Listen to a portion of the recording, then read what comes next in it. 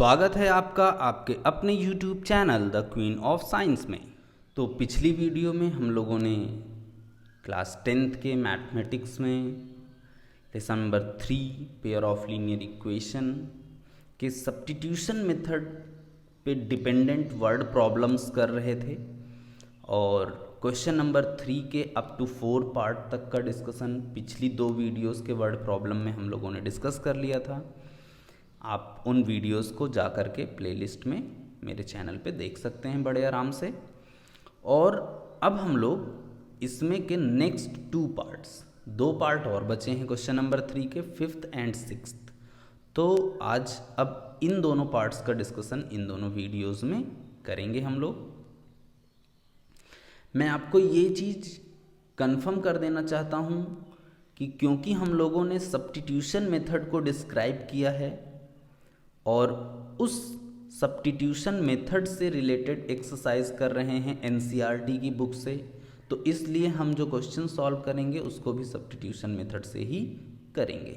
But अगर examination में कभी ऐसा होता है कि आपके सामने क्वेश्चन आता है और उसमें कभी भी ऐसा जल्दी से लिखा नहीं मिलेगा वर्ड प्रॉब्लम में कि ये सब्स्टिट्यूशन मेथड से सॉल्व करो या एलिमिनेशन मेथड से सॉल्व करो या क्रॉस मल्टीप्लिकेशन मेथड से सॉल्व करो, तो आपको जो मेथड बेटर लगे आप उस मेथड का यूज कर सकते हैं। तो अब आप क्वेश्चन की तरफ आइए। ये वर्ड प्रॉब्लम से रिलेटेड एक नए टाइप का प्रॉब्लम है। मैं आपको जो प्रीवियस प्रॉब्लम से रिलेटेड प्रॉब्लम्स हुआ करेंगी, ये मैं आपको पहले भी बता चुका हूँ, उन प्रॉब्लम्स के लिए मैं क्वेश्चन के सामने हिंट प्लस उस क्वेश्चन को मैंने कहाँ पे बता रखा है, किस वीडियो में, कौन से क्वेश्चन से वो रिलेट करता है, वो इन्फॉर्मेशन मैं दे दूँगा।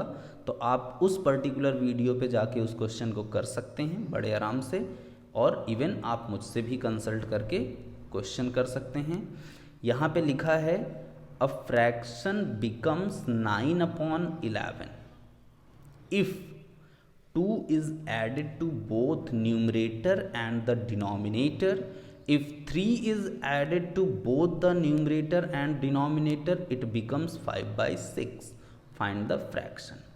I think fraction तो आप जानते ही हैं, जो p/q के फॉर्म में रैशनल नंबर्स होते हैं उन्हीं को हम एक टाइप से फ्रैक्शन भी कहते हैं। बट फ्रैक्शन और रैशनल में थोड़ा बहुत डिफरेंस ज़रूर होता है, उसका डिस्कशन हमें नहीं करना यहाँ पे।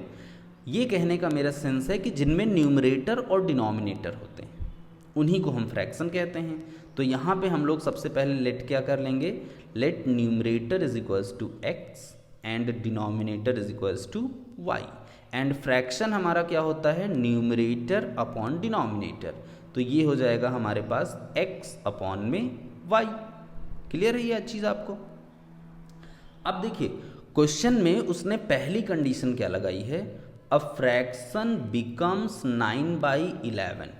फ्रैक्शन जो है वो कितना हो जाता है, 9/11 if 2 is added to the both numerator and denominator. देखिए अभी आपके पास फ्रैक्शन है x अपॉन वाई। अब हम इसके न्यूमरेटर और डिनोमिनेटर में 2 क्या करेंगे, ऐड कर देंगे। देखिए x में हमने 2 ऐड कर दिया न्यूमरेटर में, y में हमने 2 ऐड कर दिया डिनोमिनेटर में, इट बिकम्स 9/11। तो ये चीज़ इक्वल हो गई 9/11 की। तो हमने क्वेश्चन की बात को फॉलो कर दी, ठीक है। तो अब इसलिए यहाँ पे अकॉर्डिंग टू क्वेश्चन लिखा था हमने। अब इसको क्रॉस में मल्टीप्लाई करोगे, 11x plus 22 is equals to 9y plus 18। Simplify किया, 11x 9y इधर आया, minus 9y is equals to 18 plus 22 उधर गया माइनस 22। सिंपल कैलकुलेशन है, 11x minus 9y is equals to 18 minus 22 is -4। तो ये क्लियर हो गया आपको। This is your first equation. अब यहाँ पे दूसरी कंडीशन है, if 3 is added to both the numerator and denominator it becomes 5/6। अब देखिए ये न्यूमरेटर x में हमने 3 ऐड किया, x प्लस 3, डिनोमिनेटर y में हमने 3 ऐड किया, y प्लस 3, इट बिकम्स 5/6। तो अब ये चीज़ इक्वल हो गई 5/6 के, ठीक है। क्रॉस मल्टीप्लाई यहाँ पे भी किया, 6x plus 6 3 = 18 is equals to 5y plus 5 3 = 15। 6x 5y इधर आया -5y is equals to 15 and 18 इधर गया तो -18 हो गया, तो 6x - 5y is equals to -3। ये आपकी बन गई दो इक्वेशंस। अब हमारे पास टारगेट क्या है कि हम इन दोनों इक्वेशंस को सॉल्व करें और सॉल्व करके x और y की वैल्यू निकाल लें। जब x और y की वैल्यू आ जाएगी तो हम फ्रैक्शन में x और y की वैल्यू रख देंगे तो हमें फ्रैक्शन भी पता चल जाएगा। तो अब हम क्या कर रहे हैं कि इक्वेशन 1 को यूज करते हुए किसी एक वेरिएबल की वैल्यू को निकालेंगे, वो चाहे x हो चाहे y हो। तो यहाँ पे हमारे पास 11x - 9y is equals to -4 है, तो ये हो गया 11x is equals to -9y को उधर ट्रांसफ़र किया तो क्या हो गया +9y और साथ में -4। तो ये हो गया हमारे पास 11x is equals to 9y - 4 और ये 11 यहाँ पे आ जाएगा डिवाइड में, तो x इज इक्वल्स टू हो गया 9y - 4 अपॉन में 11। So this is equation number 3। यहाँ पे हमने क्या किया, एक पर्टिकुलर वेरिएबल x की वैल्यू निकाल ली।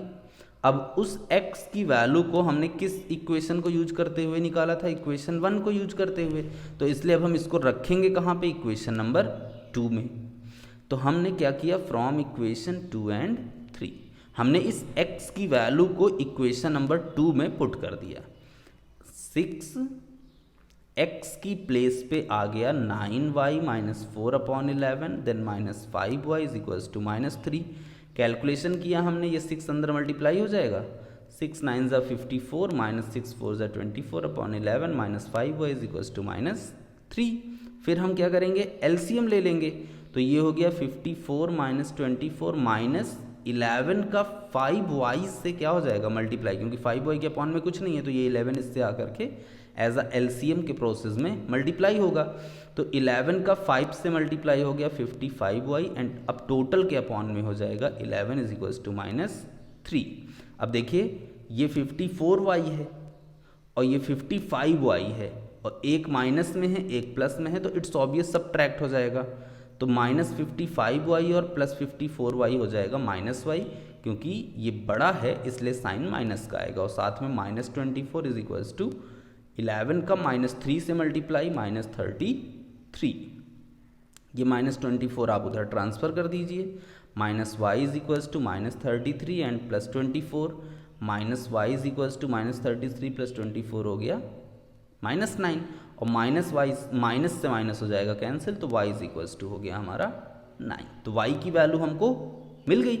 अब हम इस y की वैल्यू को इक्वेशन 1 2 3 जहाँ मन करे आप रख दीजिए, ये आपके ऊपर पूरा डिपेंड करता है, बट मैं कहाँ पे रख रहा हूँ, 3 में रख रहा हूँ, क्योंकि वहाँ पे x इक्वल्स के फॉर्म में है तो डायरेक्ट x की वैल्यू आ जाएगी।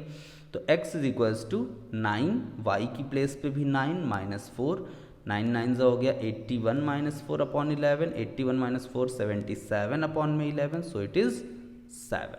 तो हमें x की वैल्यू मिल गई 7, y की वैल्यू 9 और x की वैल्यू 7, और आपका फ्रैक्शन है x अपॉन y, तो हमने x की वैल्यू 7 रख दी और y की वैल्यू 9। अब फ्रैक्शन इज 7 अपॉन 9।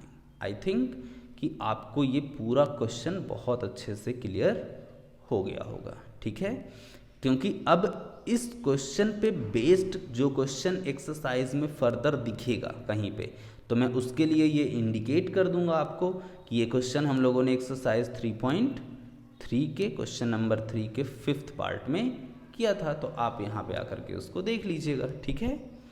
अब इसमें का है हमारे पास नेक्स्ट क्वेश्चन, क्वेश्चन 3 का 6th पार्ट, लास्ट पार्ट है ये।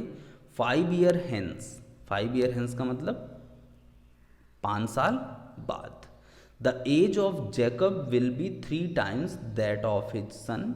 5 ईयर एगो, 5 साल पहले, Jacob's age was 7 times that of his son, what are their present age. उनकी प्रेजेंट एज पूछ रहा है। अब इसके जैसा हमने क्वेश्चन कहाँ पे किया है, एक्सरसाइज 3.1 का जो क्वेश्चन नंबर 1 था वो इसी के क्वेश्चन के जैसा था। इसके बावजूद भी मैंने यहाँ पे आपको हिंट दे दी है कि अगर आप जैकब की एज को, प्रेजेंट एज को, जैकब और उसके सन की प्रेजेंट एज को x और y ले लेंगे तो आपके पास 5 ईयर हेंस का मतलब 5 साल बाद। अगर प्रेजेंट में दोनों की एज x और y है तो 5 साल बाद कितनी हो जाएगी, x+5 और y+5। और जैकब की एज 3 टाइम्स उसके सन की एज की, तो x+y=3, y+5। सिंप्लीफाई करिएगा पहली इक्वेशन, और 5 साल पहले जैकब की एज हो जाएगी x-5 और उसके सन की एज हो जाएगी y-5, और उसमें रिलेशन क्या है, 7 टाइम्स का रिलेशन है, तो इसलिए हमने यहाँ पे क्या कर दिया है, x-5 = 7 टाइम्स y-5। इसको सॉल्व करोगे तो दूसरी इक्वेशन आ जाएगी, और बड़े आराम से आप इसको सॉल्व करके x और y की वैल्यू निकालेंगे तो आपको जैकब और उसके सन की प्रेजेंट एज पता चल जाएगी। तो हिंट के थ्रू भी आप कर सकते हैं, इवन इस पर्टिकुलर क्वेश्चन पे जाके, क्योंकि इसकी वीडियो मैंने बना रखी है, वो वीडियो आप देख करके भी आप इक्वेशन फ्रेम करके क्वेश्चन सॉल्व कर सकते हैं। तो इस अकॉर्डिंग आपकी एक्सरसाइज 3.3 जो कि सब्स्टिट्यूशन मेथड पे बेस्ड थी, ये कंप्लीट होती है। मैं आपको यहाँ पे कुछ एडिशनल क्वेश्चंस दे रहा हूँ, 1 2 3 4 एडिशनल क्वेश्चंस आपके हैं, जिनमें कि क्वेश्चन 4 के आगे आप देखिए मैंने क्या लिख रखा है, हॉट्स। हॉट्स का मतलब बिल्कुल ये नहीं है कि गर्म क्वेश्चन है, ये हायर ऑर्डर थिंकिंग स्किल का रिलेटेड क्वेश्चन है आपका, और आपको इसमें ऑब्वियस सी बात है, थोड़ी सी अगर आप यहाँ पे चूक करेंगे तो क्वेश्चन गलत हो जाएगा।